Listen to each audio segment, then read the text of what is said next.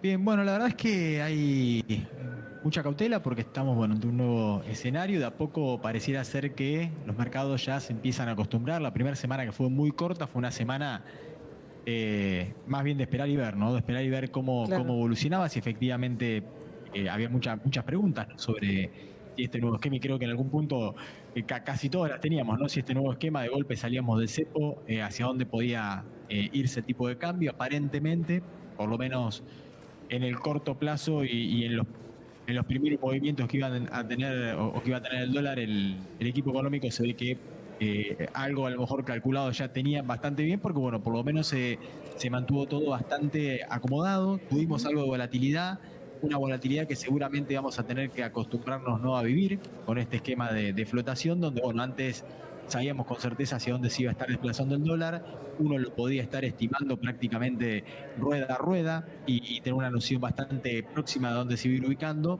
Bueno, y eso ya no es así, y bueno, y el mercado, por lo menos agro, que está acostumbrándose, ¿no?, a esta nueva realidad, y una realidad que obliga, ¿no?, a llevar muy finito otros números, estar muy de cerca de los costos, estar muy finito en la toma de decisiones, en el momento más propicio para vender, porque bueno, de golpe en algún otro momento o en alguna otra época sabíamos, ¿no?, que aparecía un dólar soja que podía licuar algunas pérdidas o algunas malas decisiones tomadas, ¿no? Y Claro. bueno, y eso ya no lo tenemos, ¿no? Ya ahora, de ahora en más vamos a tener un tipo de cambio que más o menos va a estar fluctuando, que por lo pronto la volatilidad que muestra, digamos, es real, porque obviamente que no está estable, pero pareciera ser que es bastante acotada y que desde el gobierno están lanzando un mensaje muy contundente sobre la posibilidad de que se termine ubicando o que termine ajustando hacia la baja y que termine aproximándose al límite inferior de la banda, ¿no? Ujú.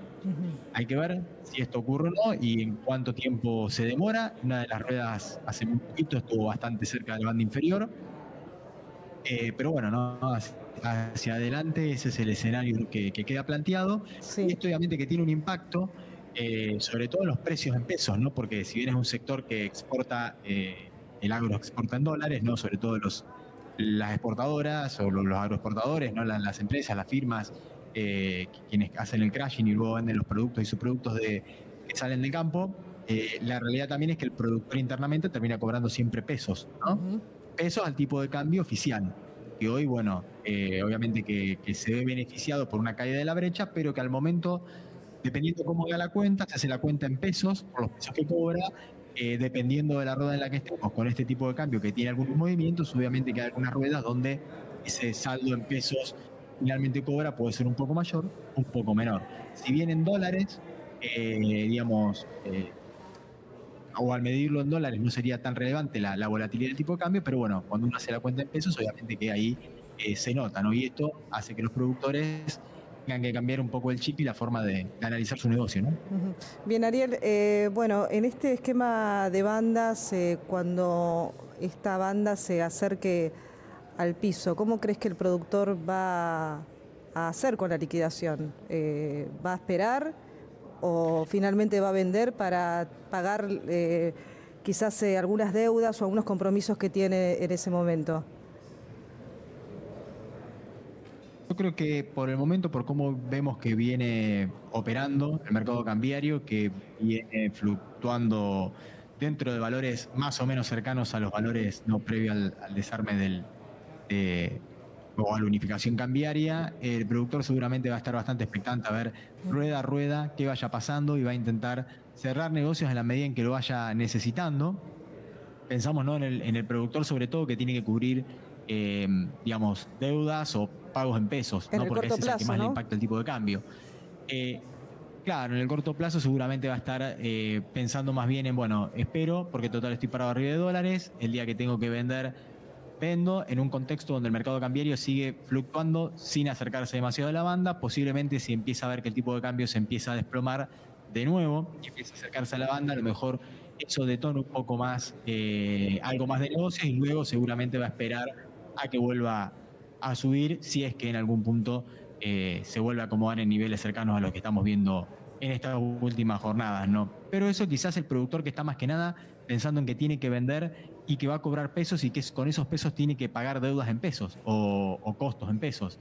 Porque por otra parte, el productor que a lo mejor está pensando en que quiere hacer un negocio inmobiliario o que necesita dólares, en realidad, para realizar algún tipo de operación, ese productor lo que está viendo en realidad es la brecha, y la brecha que se desplomó, y una brecha que hace que ese productor, al vender y cobrar pesos, pueda volver a dólar a través de, por ejemplo, dólar MEP, prácticamente sin costos, de forma que estaría cobrando en términos de billetes reales de dólar una cifra que tanto para la soja como el maíz es mayor a los valores que veíamos previo a la unificación o a la salida del cepo, simplemente porque bueno, la brecha se desplomó y hoy por hoy el productor puede capturar prácticamente todos los dólares correspondientes al precio que ponen o al precio que se establece en el mercado en dólares, ¿no? Estamos en la etapa de cosecha gruesa de, bueno, de soja, maíz. ¿Qué perspectivas hay? ¿Cómo viene eso? Y también, bueno, los dólares con los cuales también cuenta o contaría el gobierno para sumar a las reservas. ¿Cómo estás viendo los movimientos? Bien, venimos más o menos lo que tiene que ver con avance de cosecha de soja, cerca de un 14%. La cosecha de soja hay que llamar la atención porque bueno, viene bastante o arrancó bastante demorada en relación a lo que suele ser lo normal para esta época del año, producto de unas lluvias que estuvieron llegando sobre el mes de principios de abril, fin de marzo. Y bueno, eso hizo que se demorara en el inicio de la trilla de soja. Ujú. Y que en algún punto la mercadería empezara a fluir de una forma un poco más lenta hacia los canales comerciales, ¿no? El productor tuvo que esperar para poder entrar a los campos y demás. Entonces eso hizo que la cosecha de soja muestre algunas demoras. 14% según relevamientos de la Bolsa de Cereales de Buenos Aires al jueves pasado. Seguramente a lo largo del fin de semana, posterior al jueves, con buen clima de por medio, muchas zonas deberían haber avanzado con bastante celeridad. Así que bueno, va a haber que ver qué nos releva, ¿no? Esta nueva semana, este Ujú. jueves, la bolsa, pero una trilla que, como decimos, ¿no? Arrancó bastante demorada para lo que es soja, y en maíz estamos ya acercándonos al 30% de lo cosechado. Estamos hablando que ya se cosechó casi todo lo que es el maíz de primera, y bueno, ahora van a quedar algunos campos remanentes y seguramente después ya vamos a tener que esperar a ver qué pasa con el maíz de segunda, que ingresa ya en junio, julio, agosto, Ujú. en esa época del año, en una campaña tanto para soja como para maíz, y sobre todo para soja, que está superando ampliamente las perspectivas en términos de rindes. La verdad es que hoy por hoy, cuando uno habla con productores de distintas zonas del país, salvo del norte, que en el norte estuvieron muy castigados por la cuestión climática, en el resto del país, las lluvias que hubo que tuvieron lugar en el verano y sobre todo en el centro del área agrícola, en la zona núcleo, ¿no? Como se la conoce, la verdad es que los rindes vienen siendo muy buenos, todo lo que se va relevando, y bueno, y eso genera mucho optimismo de cara a los volúmenes, ¿no? de producción, porque estamos hablando de más o menos de maíz en total para toda la campaña, posiblemente 48 millones de toneladas, y de soja también, aproximadamente